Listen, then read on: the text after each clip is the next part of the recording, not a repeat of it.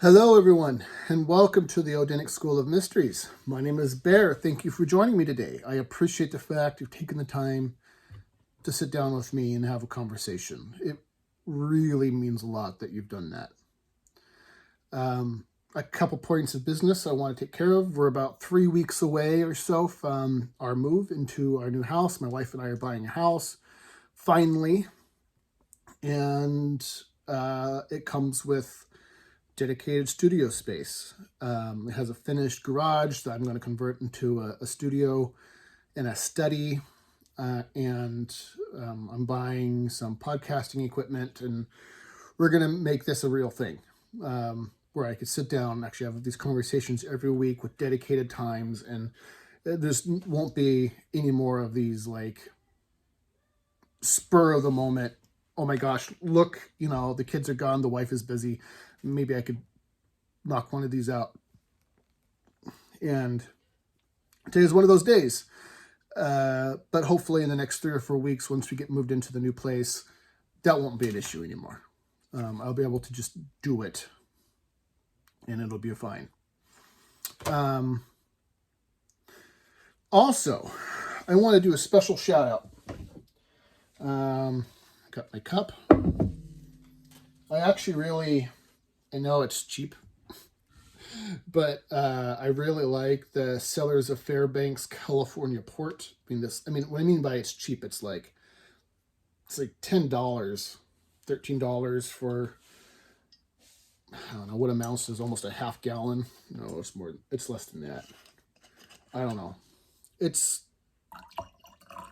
a lot of wine, but it's actually really good. I do like port. I want to give a special shout out to someone. It's very rare in my case that I'm genuinely impressed with somebody. And so I came across this person by accident. So I would say, I don't know how it is when you get bigger, but where I am now in the state of the channel, which is like 270-ish subscribers, about every 10 subscribers or so, YouTube will send out an email saying that someone had subscribed.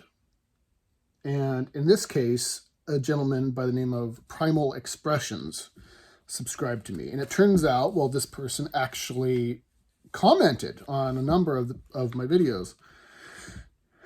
And I saw it and I think, oh, that's kind of cool. Because I like to click on whenever it says that someone has subscribed. It happens few enough times, I get really curious to see, okay, what does this person think or believe? Like, what are their liked videos? What are the things that they're subscribed to? Am I the only esoteric channel or cultic channel that's out there that they've subscribed to?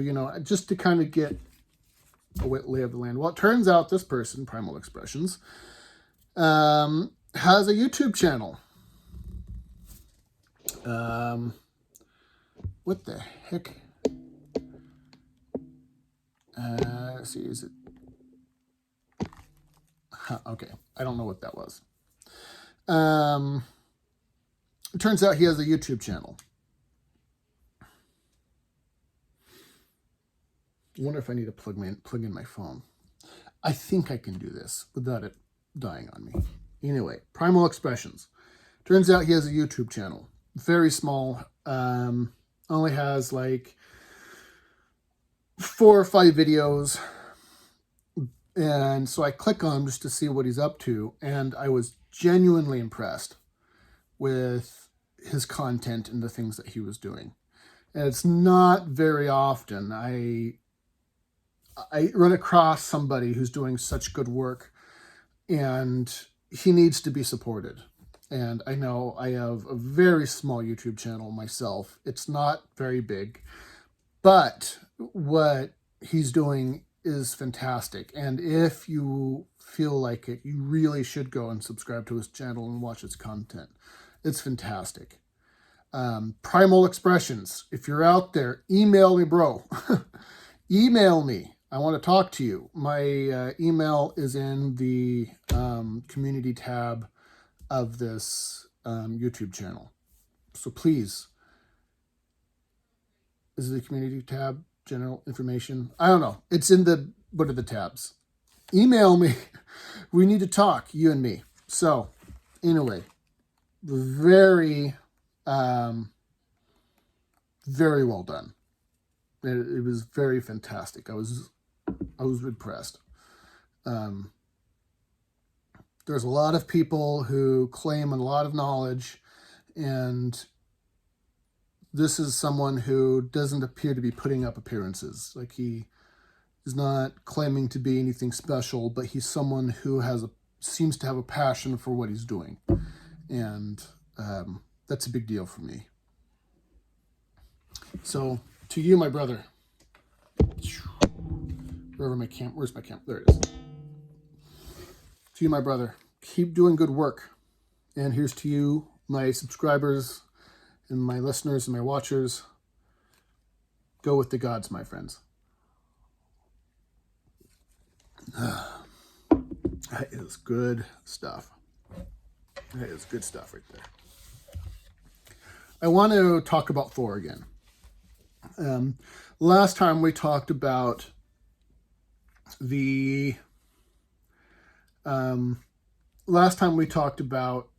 will side of Thor, the part that is the generative principle, the part of you that goes out into creation, the part of you that it's the principle of care, or the principle of will, or the generative principle, as the nations would call it.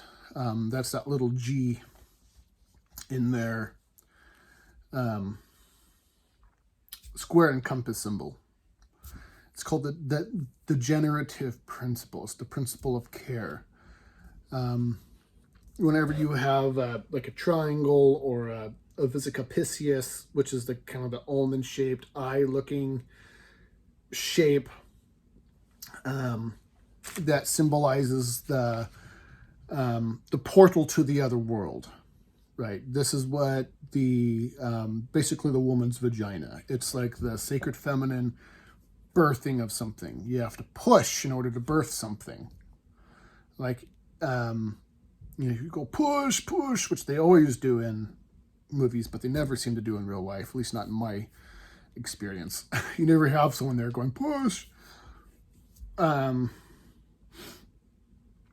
But that will, that force that pushes out something new, the amount of will, the amount of care that you have to put out into the universe in order to spin the wheels of creation. No, this is what we talked about last time. But one of the things that people never talk about with Thor, which is, other than a side curiosity, is the lightning, storm god side of who Thor is and what Thor does in the universe. And I don't blame people because, I don't want to insult anybody, and this isn't meant to be insulting. But for all intents and purposes, people have taken the side of Christianity as the way things are done. So it's a little bit like in biker gangs, right? The 1%er biker gang community, which modeled themselves after the Hells Angels. And I've heard, I was really interested in biker gangs for a long time, and I did a lot of research. And according to all the so-called experts, whatever, if you want to call them that or not, because I'm not a Hells Angel, I don't know for sure, but they were the ones who everyone else seemed to model themselves after. We want to be like the Hells Angels. They are the real deal. They're one of the first biker gangs out there. And so everyone wants to kind of construct their thesis around the biker gang model that the Hells Angels put out there. And it's going to piss people off to say this, but unfortunately, the biggest show in town is Christianity. And people tend to model, whether they mean to or not, and I'm not saying people are doing this deliberately, but there's kind of this comparison thing going on between Christianity and everybody else. And one of the biggest problems that Christianity in general, but not, I shouldn't even say Christianity. I should say the Abrahamic religions. Because it's not just Christians who do this. It's the Muslims, it's the Jews, it's everyone in those Judeo-Christian, I keep saying that, in that Abrahamic religious worldview. One of the things that they've done that has really harmed them is they've taken Jesus, for example, and turned him into a cartoon, and they worship the cartoon, right? They worship this pretend idea that they have in their head that, if I drive a Prius, then Jesus would want to drive a Prius too. They just have this thing where they just say, okay, God always agrees with me, let's go that way. And unfortunately, in a lot of the Norse pagan groups out there, they've fallen into the same trap. Where, people are like, oh, Thor, war, hammer, smash, Marvel movies, woohoo! And I make fun of that, even though Thor has always been my favorite superhero. Captain America is pretty good too. I like Captain America. But but just this cartoonification of something divine is a real problem, and people do this all the time. And in that what would you call it, in that paradigm, a lot of the really important things to pay attention to get lost in translation. The fact that Thor, I said Odin, but Thor, the fact that Thor is a storm god is cool. It's just part of his character, but people don't really pay attention to that. Right? It's a little bit like watching an old Western, with I can never remember his name. He's really fantastically old. He played in The Good, the Bad, and the Ugly. I always record these live, and I don't take notes because this is as close as I could do to the way the mysteries are meant to be taught. And so I'm doing this on my phone. I can't go and look up Clint Eastwood. That's who it is. Clint Eastwood. Watch an old Clint Eastwood movie where he's doing a quick draw, like in The Good and the Bad and the Ugly. They treat Thor and the lightning like they treat Clint Eastwood and his gun, right? It's a cool part of the story that he's a gunslinger, but no one really pays attention to the fact that maybe the gun itself is a symbol. Does that make sense? I hope it makes sense. Because it's something that is worth paying attention to. And it's something that really needs to be paid attention to. Because if you don't understand what the lightning is doing, you don't really understand Thor. If you don't understand what the symbolism of the gun means in a Clint Eastwood movie, or I don't know who's the other guy, John Wayne, right? I grew up on Westerns. My grandpa was a legit cowboy, and so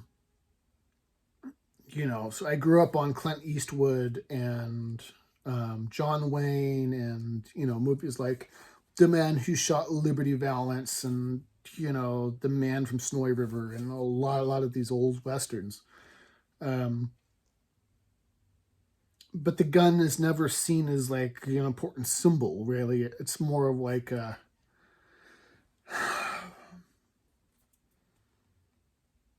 it's a curiosity of the character rather than something worth paying attention to. And I know I've been just hammering this over and over again, but it's really important that there's something more going on here than just a cool curiosity of the cartoon version of Thor. Lightning means something. Lightning means something, and it's important to understand what it is that lightning is doing when it appears in a story. Because if you go and you look at pop culture, you go and look at the music industry, and you see lightning used all the time. There's this really famous, it's one of her first big breakout hits that Lady Gaga did, and I can't remember off the top of my head what it was called. It was like, it's the one with the Russian, you can't play Russian roulette without a gun, or something like that. I don't remember. But, in that music video, she has a lightning bolt under her eye. Right, and this isn't new. You see this a lot in a lot of pop culture, whatever. They always put a lightning bolt under the eye. And that's important because symbols matter, and what you're using or how you're using your symbol matters. Right. So I did a brief, I really need to revisit this actually. You know what? I'm going to write this down right now. Symbol reading.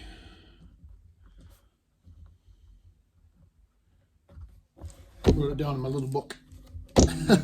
I talked about this briefly, and I did attempted a video once before about symbol reading and how the mechanics of it work, and I don't even know if it's any good.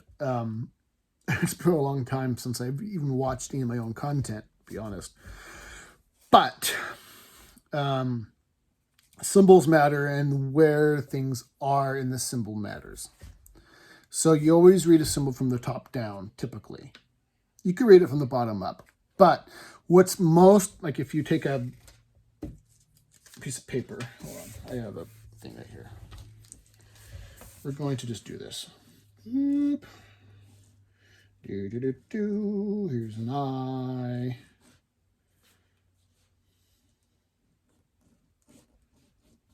Okay.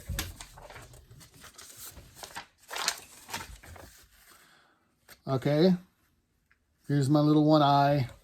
Got the lightning bolt underneath. Whatever is on top on the symbol plane, this is always the highest principle. What is at the bottom is always the lowest principle. It doesn't mean that it is insignificant. It means that of all the governing forces, the thing that happens at the bottom is of lowest rank, and that which is at the top is highest rank. And you always read it from the top down. So you see lightning. You see lightning, right? The all-seeing eye has its own set of mythology, has its own set of philosophy that goes into it, because the all-seeing eye is actually multiple symbols at once. You have the Visicapisius. I'm going to do this just really fast because this isn't what this thing is about. So the Visicapisius is actually two circles conjoined to make the womb. This is called the womb. The Mother Mary is always, like if you see in Catholicism, Christian mysteries, Mary is always in the middle, usually holding Jesus. And the sun, this is called a circle with a dot in the middle. A circle with a dot in the middle is called a circumpunct. It's an ancient sun symbol. Sun equals gnosis. It's the thing that shows light and gives light into the world so that you can understand what is there, not you can see what's there, and it's not veiled in darkness anymore. Darkness is ignorance, light is life, light is the ability to see, light is gnosis, that kind of thing. So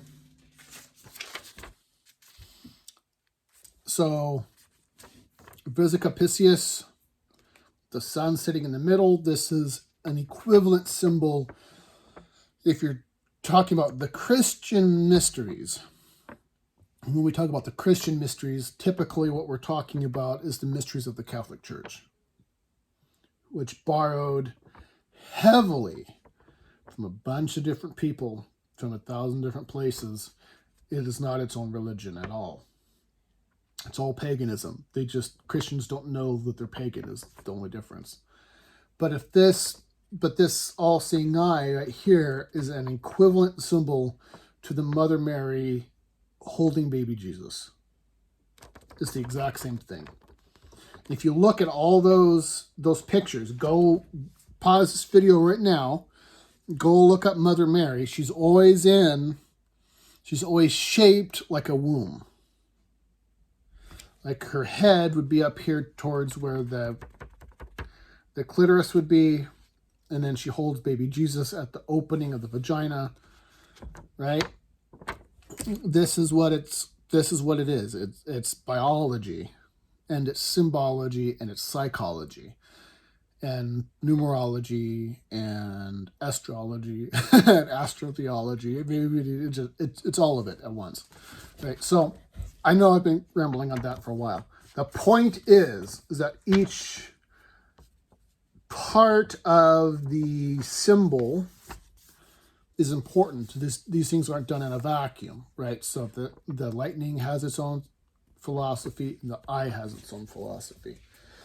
And then when you combine the philosophies, you're making a sentence. It's a sentence. It's like a language. And it takes a long time.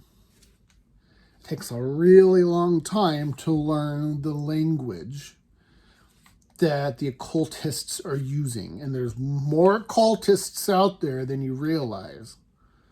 Because when we're talking about this kind of shit, really what we're talking about is the religion of the gods. We're not talking about the religion of just the common man. We're talking about the religion of the gods themselves. And not very many people can do that. And that's not really an attempt to say, look at me, look at me, look at me. It's not. It's just is what it is. Not very many people could do it because not as many people are willing to put in the work in order to be able to learn to speak the language. So, but this episode isn't about that, is it? It's about the lightning.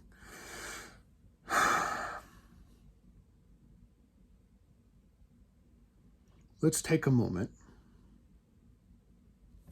and let's think about this for a second.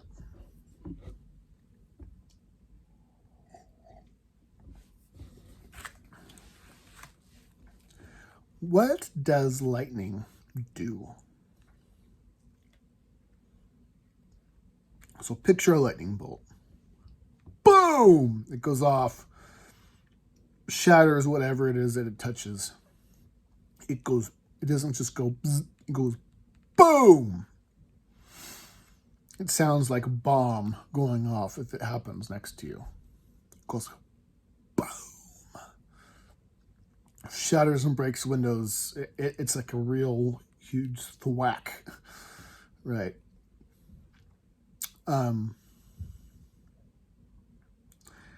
And it's, how do you put it?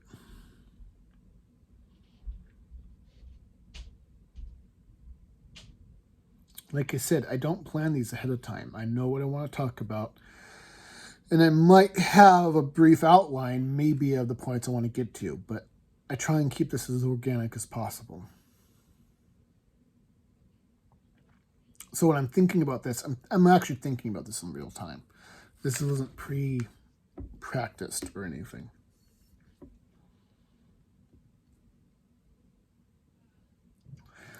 Light is always the symbol for gnosis. Gnosis, to know. That's where we get the word know from. Gnosis, knowledge. So when you know things, in this context, we'll say that you're illuminated. When you think, lightning literally shoots across the surface of your brain. And it is so bright, in fact, we could put these little special sensors on your head and we could tell, we could ask you questions or whatever, and we could see the light start to appear in the different parts of your brain. It's a real thing. Lightning, light, electricity, all the LEs, words, L, they got L, said to be light. So we get L, electricity. It's this is called green language or occult wordplay.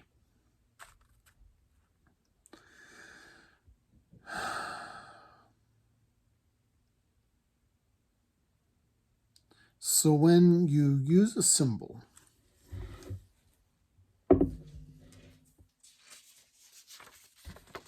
like this here, C, sun symbol, sun coming out into creation, see what? Because all of these are symbols for light. Both of these are symbols for light. Sun, boom. Sun, boom. Instant gnosis. We talk about this. I've had a lot of students use this for phraseology, and I've used it myself as a download, right? This sun explosion of knowledge that changes everything. And this is what the difference between what most people say what wisdom is and what occultism says the wisdom is. In occultism, wisdom is that reordering of the universe. Like a great example is, I forget his first name, but Bruno. Is it Alexander Bruno or whatever? I don't remember. There's this famous story of when he looked up at the sky, looking at all those stars, and then suddenly said, "Oh my God, all those stars are suns." Boom! It's the lightning strike.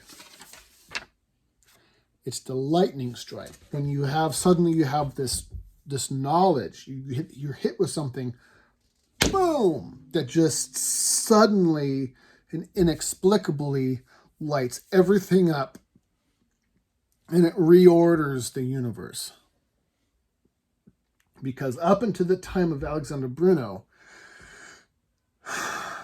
I don't remember if his name is Alexander or not, but I'm going to use it because it's, I don't know. This is my show, and I could just do what I want. So, but we'll say with Bruno, Alexander Bruno, boom, all of a sudden, because up until that time, the you heavens looks like this, where you have the earth at the middle, and then you have just these rings of heavens.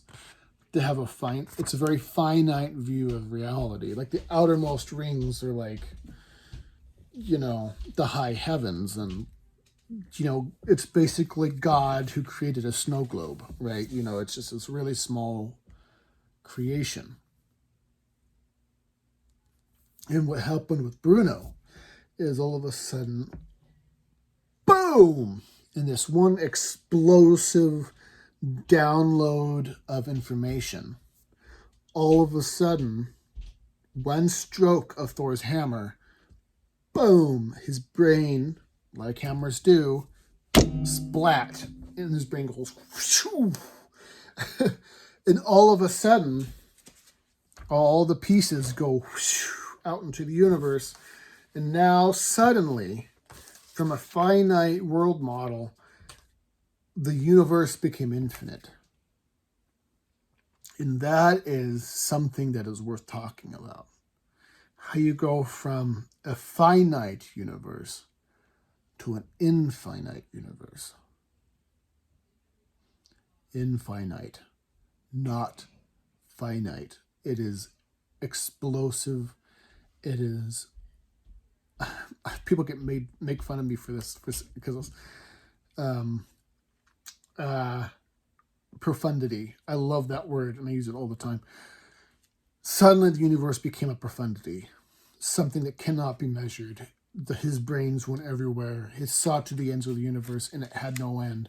And so all of a sudden the world became different. It reordered everything. Which is what happens when you get hit with a hammer. And this is why it's so important, is that this is not obvious, right? When you get hit with a hammer, it's like the Big Bang. Things just go, to just expand suddenly outward, right? It's different than being hit with a sword. If you got hit with a sword, things basically keep their shape. Things basically keep their original thing, but it's just, it's sliced, right? You know, you can kind of split it apart, but things are basically still intact. If you get hit with a hammer, it's like an explosion, and it's an explosion of knowledge. It goes, whew, things don't keep their original shape. Things change instantly. Done. Things are different. The universe has changed suddenly. And in the dying god mythology, the thing to remember is this is the essence of the dying god mythology. The part of you that was you, who believed in a finite universe, who believed in this, suddenly is executed. It's murdered. It is gone. That part of you who believed in this is dead. And instantaneously, with all that lightning coming in, that instant gnosis that comes in, it wakes you up, and suddenly you're like, whoa! Excuse me. That is what the lightning god is. That is what the lightning god is.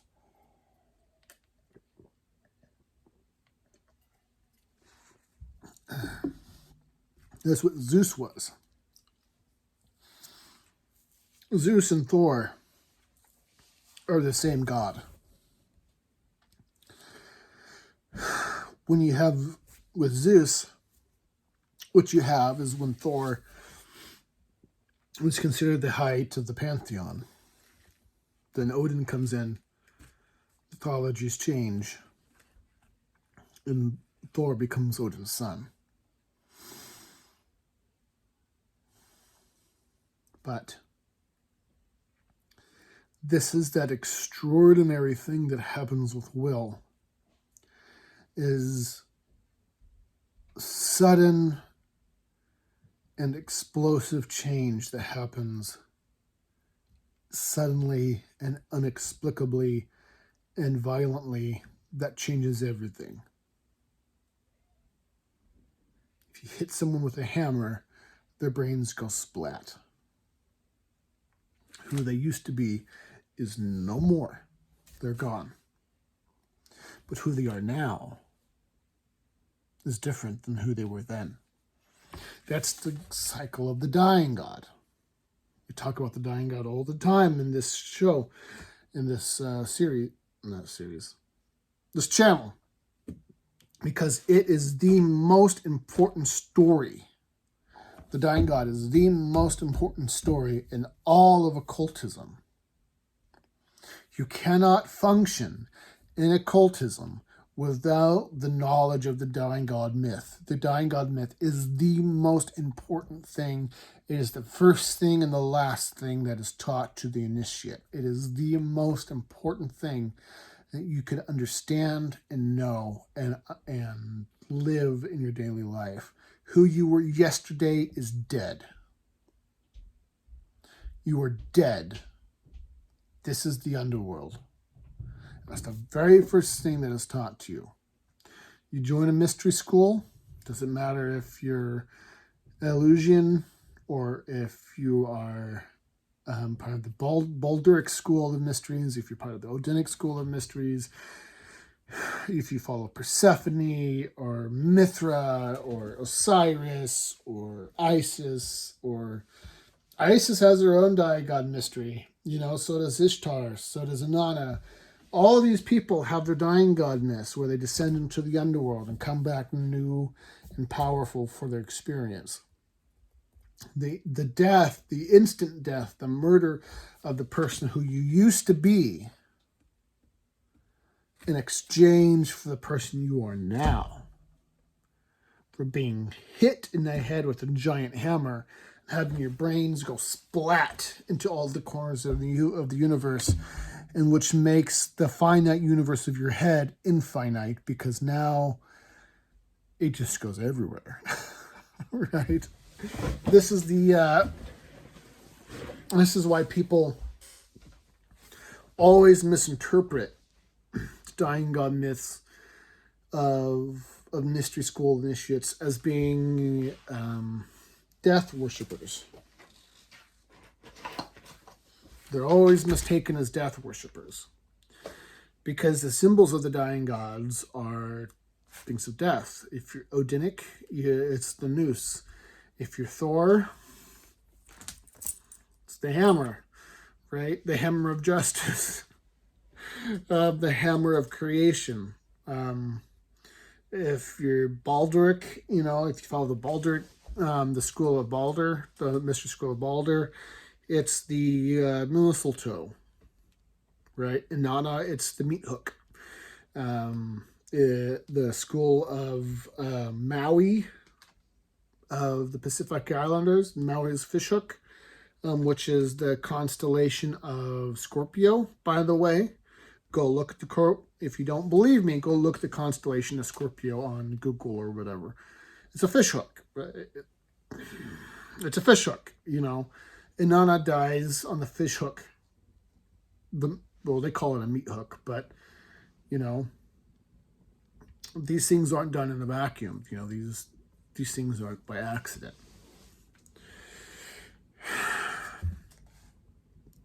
The dying god is profundity wrapped up in a nice, pretty bow. And Thor is called the murderer. It is said that if you die in battle or you die in some noble cause, you're taken by Odin, but if you're killed by some unforeseen circumstance, by disease or whatever, you're murdered by Thor. And because the same thing was said of Mars and Marduk and Ares, they're the murderer. Ram, Thor is like the ram because he's like, he blunt object. Ram, the person with, actually, I think I got a pimple right where my pimple is. This is where the rams headbutt each other, right? To be hit by the ram is to be hit by the hammer of Odin. And what is the hammer of Odin? Well, the hammer of Odin is Mjolnir, the lightning god, the lightning mallet. You get hit, your brain look everywhere. And now suddenly your brains are spread as a mist through all of creation. And now suddenly you see everything.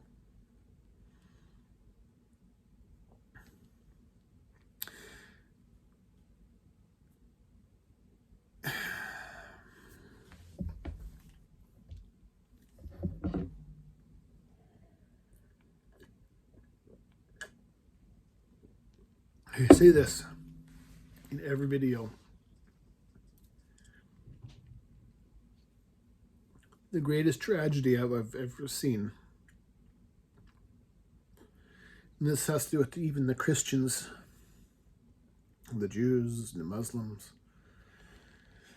it has to do with the Hindus, but even more so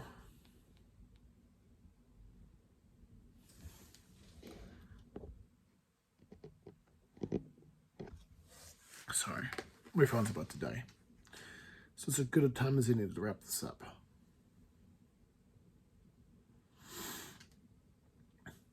But my people, the Norse pagans, these people who have heard the calls of their gods and have come home, they are so wrapped up in the cartoon version of their gods that they miss the profundity,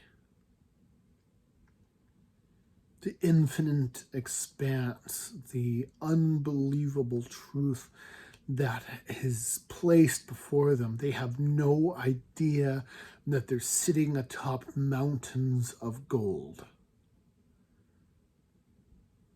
But they look under their feet and just see the thin layer of dirt and say, "Look at me, I stand upon land." But it is not just a thin layer of dirt, it is mountains of gold. The gods themselves, Thor and Odin and Freya and Skathi and all these other gods, are the sorcerer's stone. They are the things that turn the base metal, the base version of you, into gold.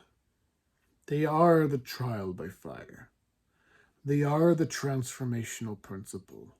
They are the will that sets the captors free. Not the captors, I'm sorry. The captives free. Fuck the captives. Let's set the captors free. No. But people, they don't see it. They get so wrapped up in the dogma. They get so wrapped up in the war god, big swinging dick side of the Norse paganism that they completely forget all the important things.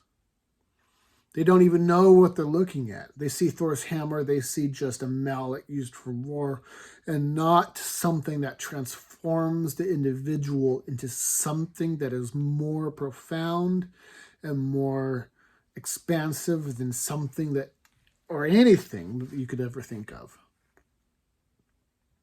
A hammer turns a human head into mist.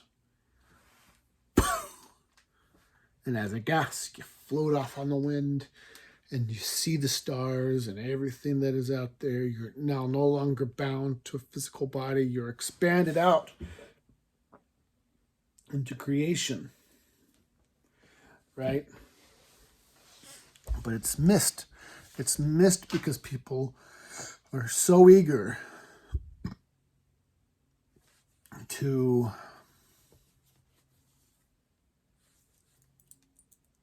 misunderstand what this is. This is the Tau cross. You go and look at old art, old Christian art. The Tau cross is what kills Christ. The Tau cross, all it is the letter T. The Tau cross. The T. The masculine outward principle that changes things. It's a hammer. Right? This and this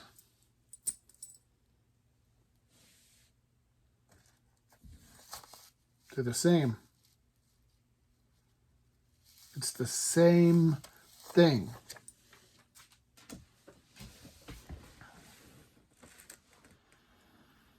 It's the same thing. Change.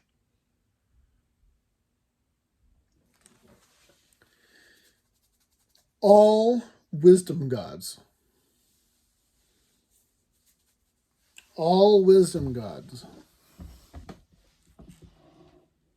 go to war. They always have a war-like component to them. Thor, as it is always said, or at least as my teacher has always told me, Thor is what Odin used to be before Odin became Odin.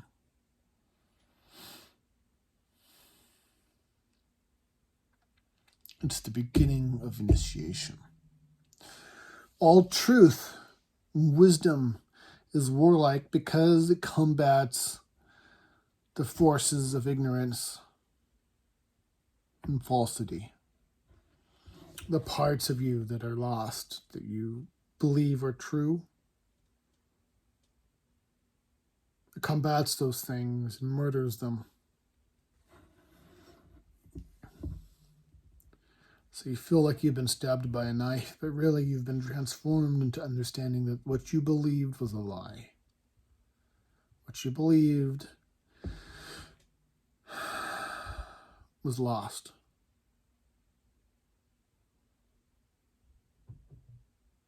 But if you come out of it, a new man, a new woman, someone transformed by the nature of their death, the death of who they thought they were,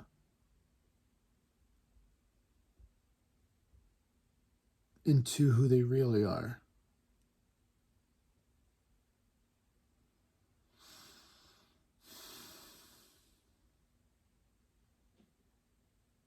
I am Bjornagrim of the bear people.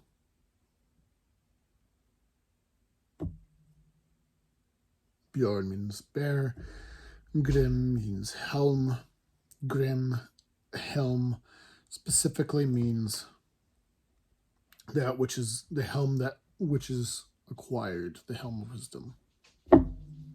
Bjornagrim, the helm of wisdom. Hey, honey. I am on the video. But the old me had to be murdered. Had to be killed. The part of me who believed false things had to be killed. The part of me that believed that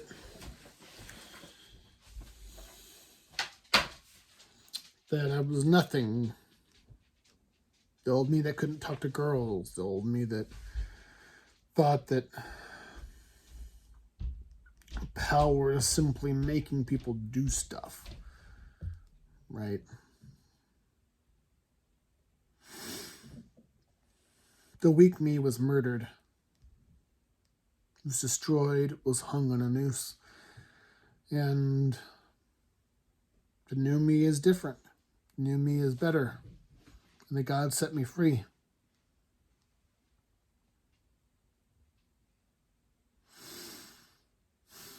But it is that lightning God. It is that lightning God that touches us, that transforms us. We get hit with the hammer.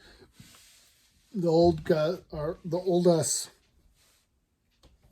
gets scattered into the heavens.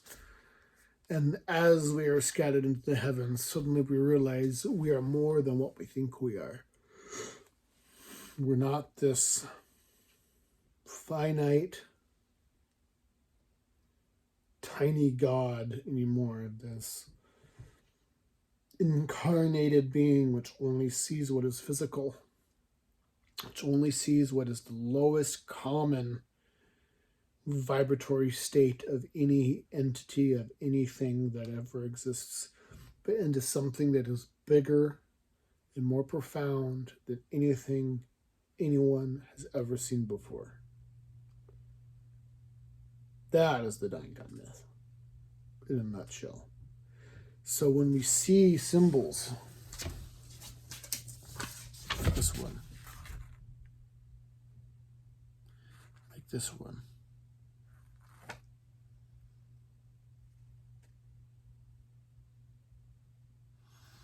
One eye, see lightning. See lightning.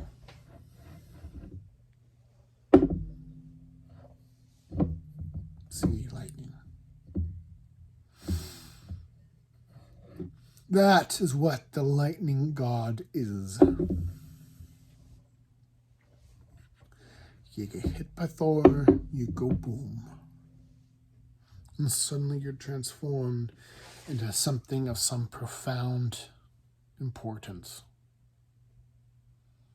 Magic happens. Transformation happens. And all things are returned back to as they should be, as you, as a being who's gone back to its first estate. Thank you so much for joining me today. This was the Odinic School of Mysteries. I think my time is at 51 minutes and 11 seconds as of this sentence. And please go check out Primal Expressions. He is fantastic. You really need to check him out. Email me, brother. And we'll talk later. Thank you all so much and have a great day.